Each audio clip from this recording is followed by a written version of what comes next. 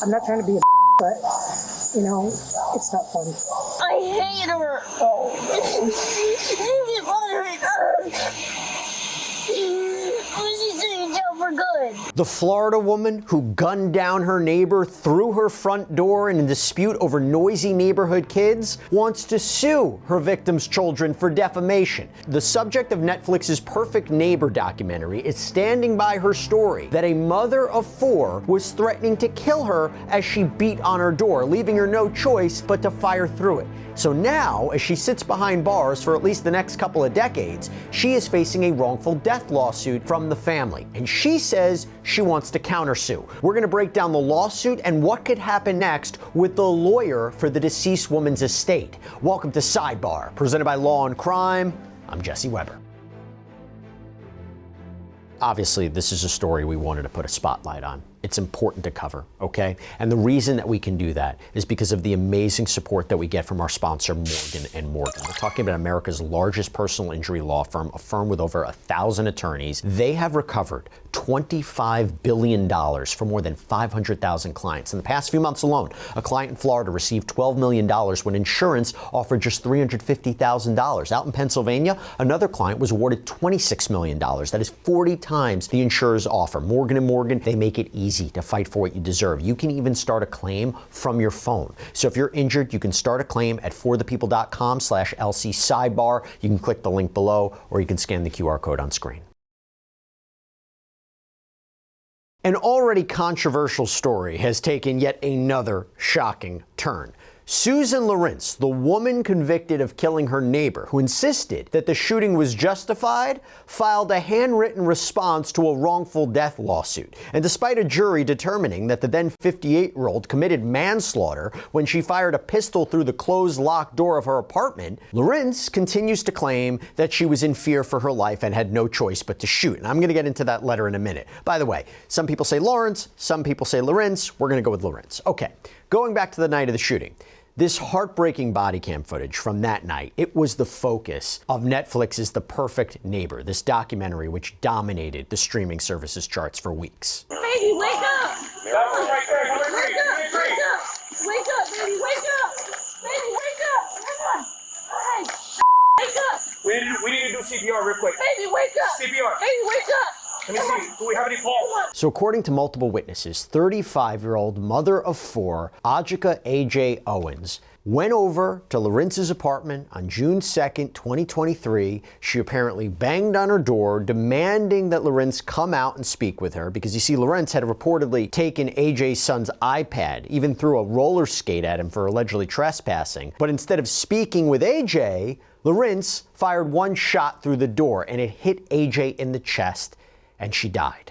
When 911 calls started flooding in that there had been a shooting, Marion County deputies, they were actually already on the way. And that's because Lorincz had called dispatch in the minutes before the shooting, claiming she was in fear for her life because of the kids playing in a field near her house. I left my iPad over there because we were playing games. I went to get it.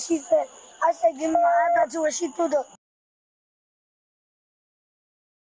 If y'all were here when it happened, just stand right here so I know who was out here when it happened, okay? I left my iPad over there because we were playing games. And I went to go get it.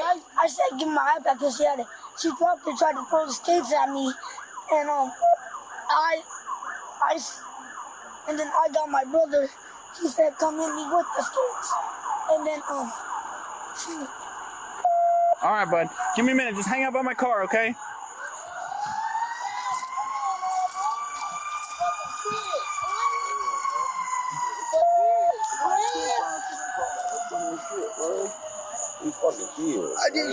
She's been doing that. Damn, and the kids was over there. They wasn't even over here. So when Marion County Sheriff's deputies responded to this chaotic situation, most of them were already familiar with the address.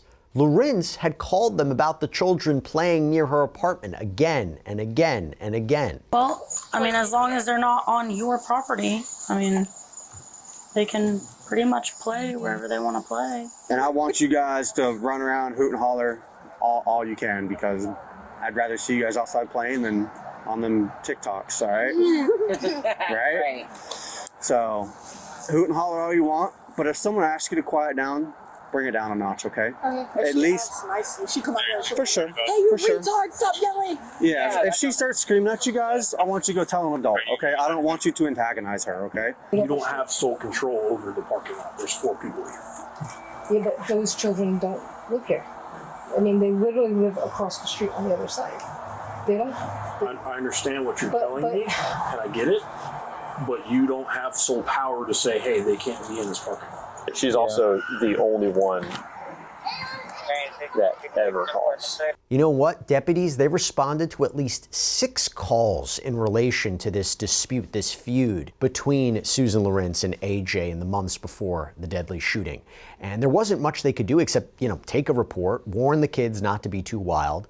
And despite what she might have thought, that grassy area next to Lorintz's apartment was not part of her property. And no trespassing signs and warnings from deputies didn't mean much. Well, several days after AJ died, and after at least 2 interviews with police, Susan Lorincz was arrested and charged with manslaughter with a firearm. She has always maintained that AJ and her children had made threats against her, and this is despite witnesses saying they had never heard anything like that. When she went to trial in 2024, it took a jury only a couple of hours to return with a guilty verdict.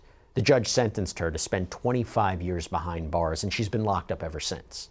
But now we got to talk about what just happened, okay? Months after the trial wrapped up, AJ's mom, Pamela Dias, filed a wrongful death lawsuit on behalf of her daughter's estate. Now, the suit wasn't just filed against Susan Lorincz. It names a co-defendant, Charles Gabbard. Who's he? Well, Charles Gabbard was apparently the landlord of the apartments where Lorincz and AJ lived. He told investigators that Susan Lorincz would often complain to him about the children being unruly outside her windows. So she demanded he put up no trespassing signs, which he did at her property line, but he didn't have any say over that grassy area. Now, Pamela laid out what happened to her daughter on that day in 2023 and why she believes Susan Lorincz should pay up as part of the consequences for her actions. When it comes to Gabbard, this is what the complaint had to say, quote, Charles Gabbard had actual or constructive control of the premises and knowledge of the history of erroneous allegations made to the Marion County Sheriff's Office by defendant Susan L. Lorincz against the decedent, Miss Owens, and her children.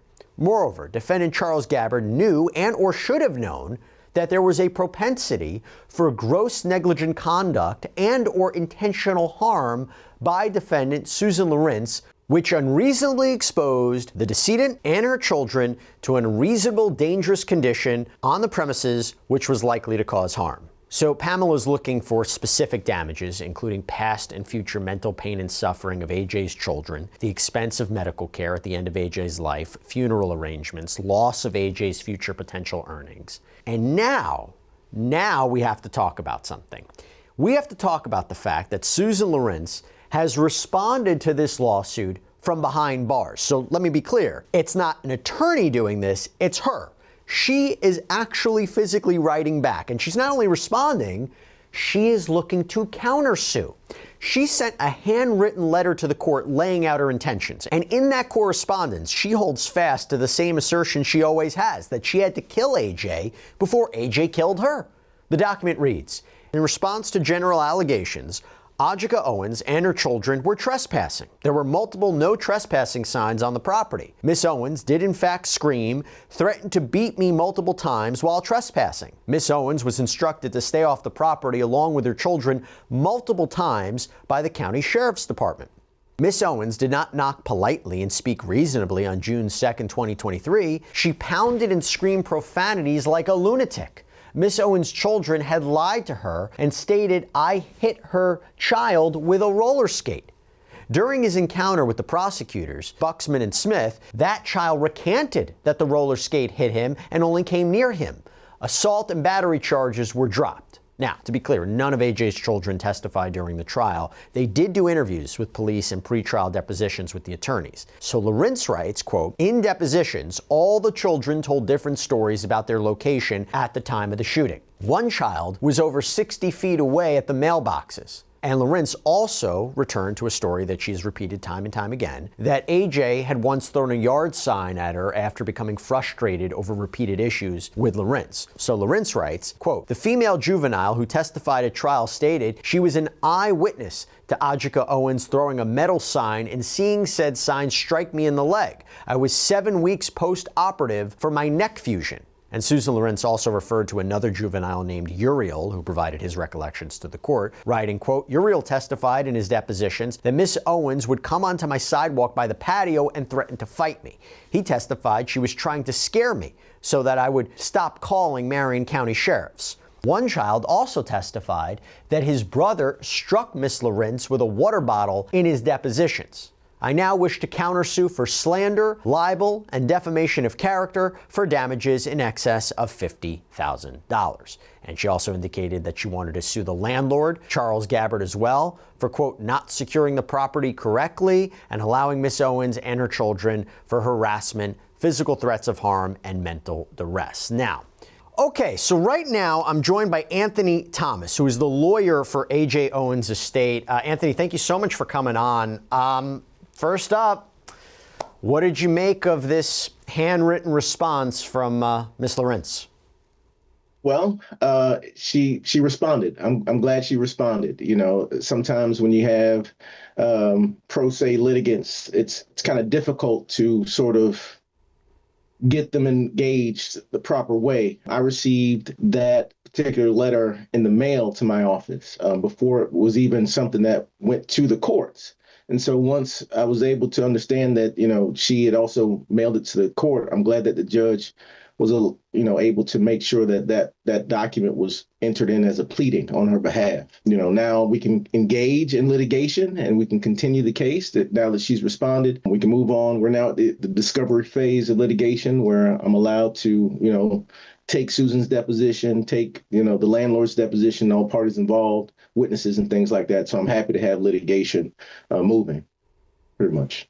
And her response, which was both on the defensive and the offensive, right? She's intending to file her own lawsuit. Thoughts on that, and how do you plan to address that? Well, my thoughts are, you know, I hope that if Susan, you know, wants to, you know, take advantage of whatever defenses she has in this situation, that she's able to articulate it well. You know, if she needs to get an attorney to do that for her, I wish her luck with that. But as it relates to, you know, what she's claiming in this letter to the judge, you know, I don't really, you know, want to comment on that other than the fact that, you know, it's given me some insight as to, you know, how she's thinking about this case. So you're limited in what you can actually say since it's ongoing litigation. Yeah. So I have some evidence. You know, we've you know, shared some discovery at this point with the landlord's attorney, and so what I don't want to do is just compromise the integrity of that evidence for the sake of you know commenting on what Susan has in her mind. Pretty much what I've had the conversation with my client about was the merits of this case. You know, if Susan is entitled to her defenses, cool. You know, I'm okay with her being able to articulate those, but I pretty much think that this case is going to be tried on its merits. And, you know, I think that the family has the better claim here. Can you talk to me a little bit more about the wrongful death lawsuit? I mentioned it before. I was talking about it. Why does the family feel the need for this, and why also, what is the expectation at this point about what they believe they can actually recover? Well, I've been, asked or hired to investigate negligence in this situation. We've had the criminal case play out where Susan was convicted. And so that's the criminal side. Now, to make sure that she has been prosecuted to the fullest extent of the law, that includes civil litigation. She should be able to answer for, her wrongdoings, criminal and in the civil sense. So we have a degree or at least a theory of what we think, that negligence is on Susan's part, as well as her former landlord, Charles Gabbard. And so we've pursued the lawsuit based on that. We've made a short, plain statement according to the rules of pleadings here in a lawsuit situation. And we just want the evidence to be played out and the case to be tried on its merits. So again, like I am in a place that will allow us to move litigation forward in a sense. And so I just want the evidence to play out. And once it does, I'll be able to have a better conversation with you about that. Sure. And just to be clear, you have received a response from Charles Gabbard's side. I mean, I know you can't talk about the content of it, but you have received some sort of response. So this information is pretty much public. Clerk of Court's website for Marion County has, all that stuff available. So yes, I've received an answer from Charles Gabbard's attorney. We've made some progress with the discovery and we've exchanged some information. And so hopefully with the discovery phase of litigation, we can get forward more information. We'll eventually take depositions. I'm interested in taking Susan Lawrence's deposition, Charles Gabbard's deposition, of course, because they are the defendants of the case. There are some other witnesses who I'm interested in getting their deposition testimony as well. So we'll let the facts be where they are, but I'm definitely excited about being able to move this case forward because, like I said before, when you have, pro se litigants, sometimes that progress of discovery can be stifled. Yeah, no, I understand. How's the family doing at this point? About as good as they can. The holidays are always hard, especially with loss of someone who was the center of their life. These are 4 babies, no mom, and they have to endure the holidays without her. And it's an everyday, ongoing situation. Each child has their own personality, their own relationship with their mom. And, Pamela Diaz, the grandmother, is really just trying to hold the family together. So it's rough. It's a day by day kind of process. Every day isn't good. Every day isn't bad. But, they're doing the best that they can. And the attention around the world from this Netflix documentary, how has that affected them? It's really interesting because what you have is the grandmother, Pamela Diaz, really, really trying to protect her grandchildren from all the things that go on. I mean, the oldest is a teenager now. So, of course, he may be exposed to social media. He may see things. And so what she's really focused on is trying to protect these kids from the negative attention, that kind of thing. She wants to promote positivity within her family unit. And so it's hard when there's so much attention out there. Everybody has an opinion about what's going on in the Netflix film and comments about that. And so from the perspective of the grandmother here, she's really just trying to protect these kids, keep a shield of protection around them so then they don't get exposed to the negative attention. Do you know if they objected to it being produced? Do you know if they objected to this being published and, this story being told in that way? I have no understanding of any objection at all that was made with regards to the production of the documentary. No. Okay.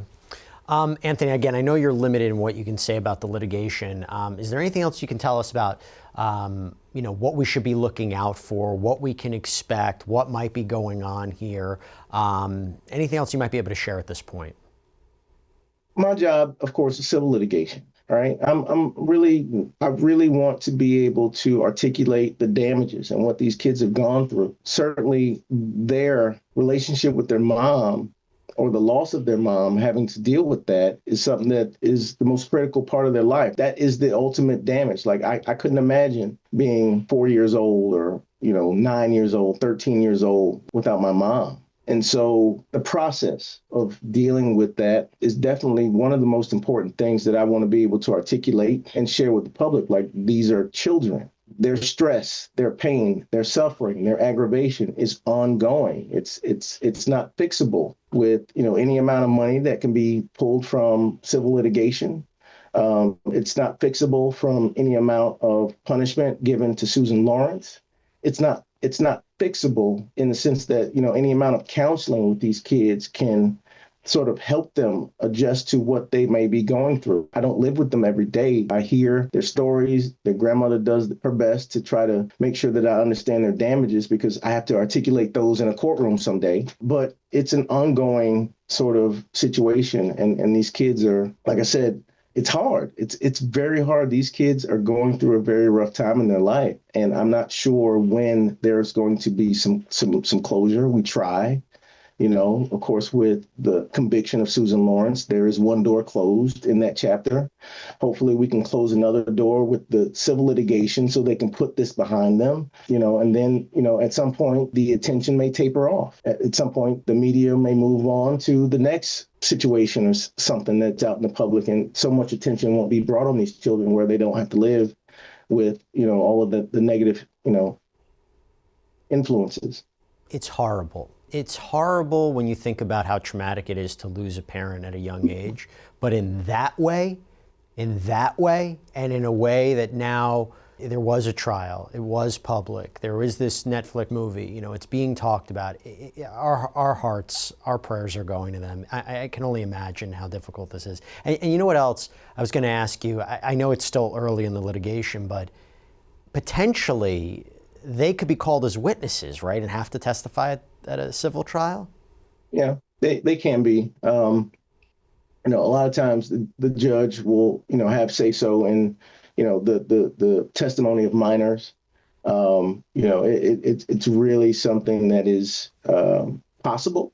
You know, it was definitely possible in the criminal case, but of course you didn't hear any testimony from AJ Owens' children during that trial, and Susan was still convicted. So, you know, I think for the most part, you know, if a jury can convict Susan of, you know, her heinous acts without any insight from the children, I think the evidence is clear in a civil sense. But Susan could potentially call them as her own witnesses, right? Yeah, she does have that ability to call them as witnesses. We will see, you know. I think that, you know, you've seen the law enforcement footage. Like there's one particular case or situation at the time of the shooting where you have AJ's child being present, you know, seeing his mother, you know, pass away. Like, okay, well, that's definitely an issue where that child can be able to articulate what he was going through at the time. That's a damage. So if Susan wants to explore that, then we'll figure out, you know, what steps we need to take to see if that evidence is, you know, can be, you know, presented in court. Ultimately, we all understand that this is a situation that never should have happened at all. And so when we think about things like that, we go into, okay, well, who's responsible? Is it Susan? Is it law enforcement? You know, we've made no claim against law enforcement. Is it the, you know, landlord, Charles Gabbard? We think he has some liability. That's why he's named in the lawsuit. So that's hopefully, you know, like I said, the evidence can play out no matter who or what information is brought out. We're able to make sure that this case is tried on its merits. I want you to stay in touch with us as this progresses, because obviously this is not the end of the story. There is a lot more. We will see if we hear more from Susan Lorincz from prison as this progresses, whether or not she'll retain counsel, whether she'll fight back or not. But again, I go back to something I said before, just on behalf of all of us, our hearts, our prayers, our thoughts are with the family. I know this is a tremendously difficult time. It may only get more difficult. But Anthony Thomas, thank you so much for taking the time. Really appreciate it. I appreciate your attention on this case. Thank you so much. And that's all we have for you right now here on Sidebar, everybody. Thank you so much for joining us. And as always, please subscribe on YouTube, Apple Podcasts, Spotify, wherever you should get your podcasts. You can follow me on X or Instagram. I'm Jesse Weber. I'll speak to you next time.